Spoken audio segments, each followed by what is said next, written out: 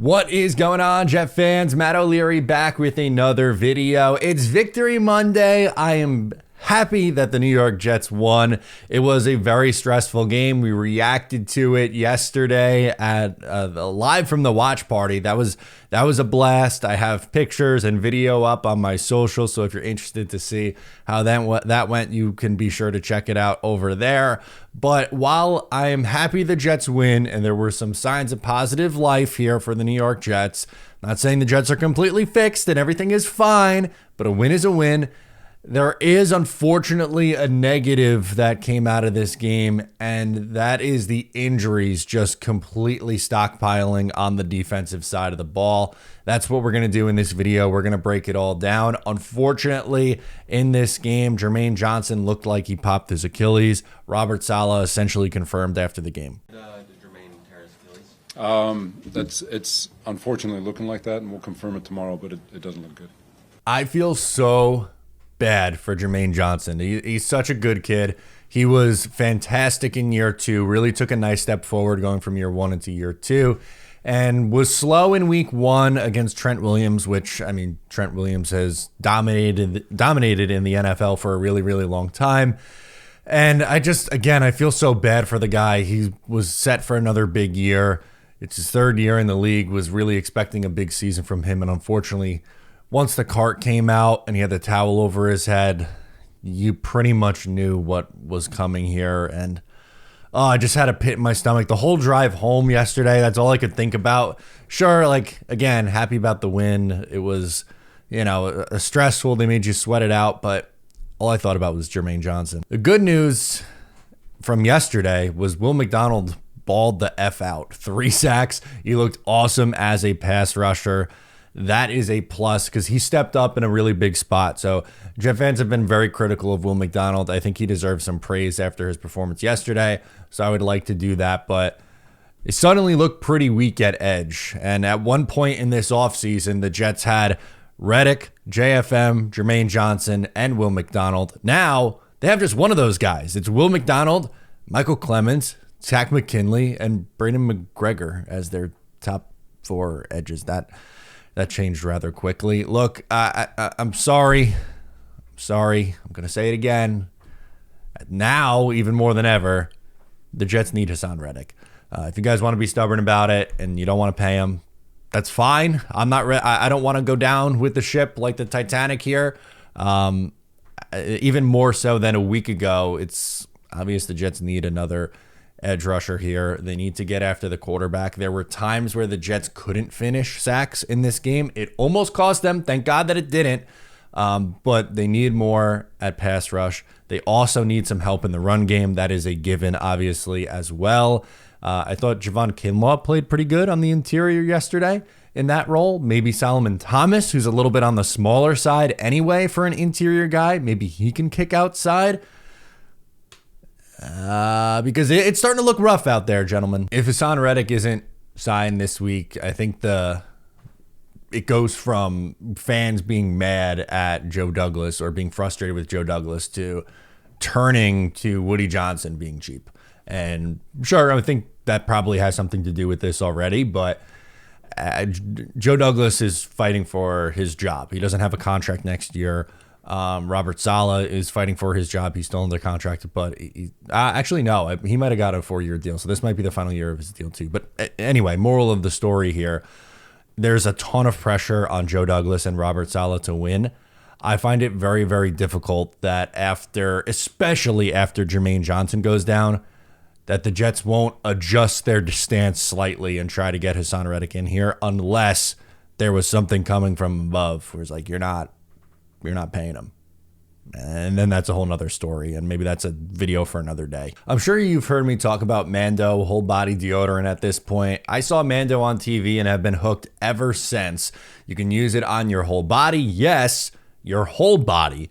It's dermatology tested and gentle on all your bits. It controls odor for up to 72 hours. Clinically proven My personal favorite is the bourbon leather body wash. Anytime I get a Mando product, I make sure that it's the bourbon leather scent. That one is by far my favorite. It's my go-to scent anytime I'm in the shower. I truly can't recommend this product enough. Ready to make the upgrade to Mando? Luckily, I have a discount code to help you get hooked on my favorite smelling whole body deodorant on the market.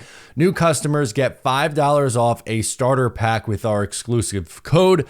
That equates to over 40% off your starter pack. Ready to give it a try? Use code O'Leary at shopmando.com. That's shopmando.com, and make sure to use my promo code O'Leary at checkout when you're getting your lovely scented body wash or any product on Mando. Robert Saleh said they are hoping that DJ Reed and CJ Mosley will go on Thursday. That feels like a really quick turnaround. That's 3 days from now. That's, again, really short week here after playing on Sunday. DJ Reed was dealing with a sore knee, was not able to go in week 2. He practiced on Wednesday, was limited, but practiced. Friday, unable to go, warmed up Sunday, and then not able to play in the game. To me, that feels a little bit optimistic. Now, Brandon Echols did play well, came up with an interception. Seems to just make plays anytime he ends up being on the field. So if he being DJ Reed is unable to go, I would think they continue to ride with Brandon Echols. CJ Mosley, on the other hand, is dealing with a foot. He didn't really look that great, to be honest with you, when he was out there against Tennessee. I think that's very obviously lingering, which I think is really impacting him. He looked really slow in coverage, really slow in coverage. And when Mosley came out, I thought that Sherwood and Surratt added a little bit more speed. And, you know, it's not taking away from what CJ Mosley has done with the Jets or just the value that he adds as a, football IQ guy, leader on that defense. He's really the beating heart of that defense. And missing him would be a big loss. Same thing for DJ Reed.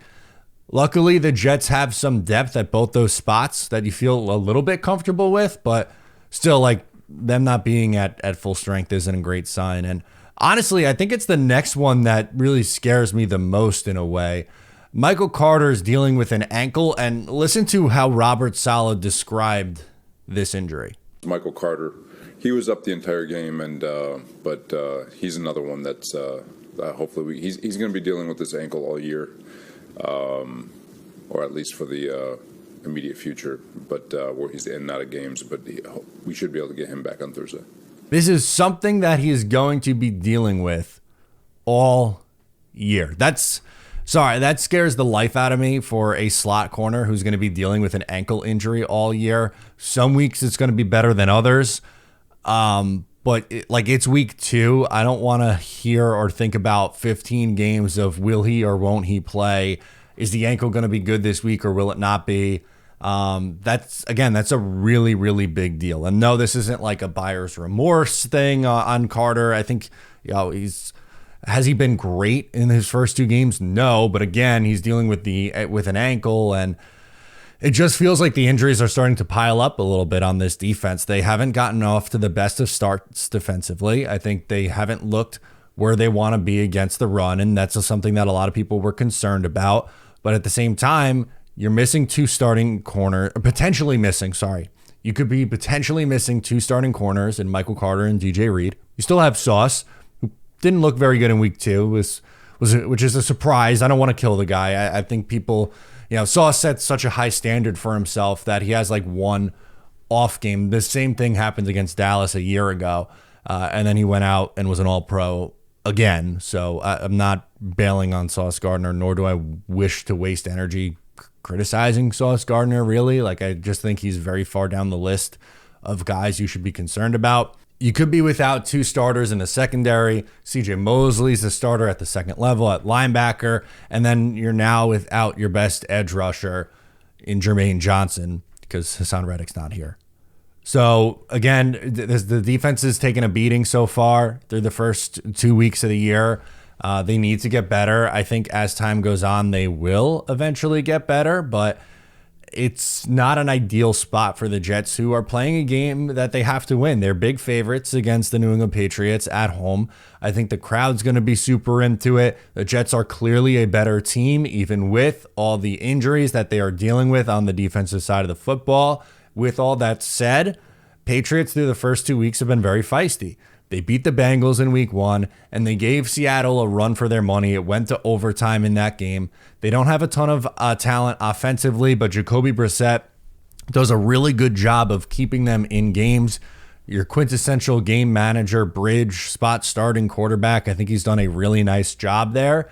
But again, it's like their passing offense is Hunter Henry, really. That's their biggest weapon.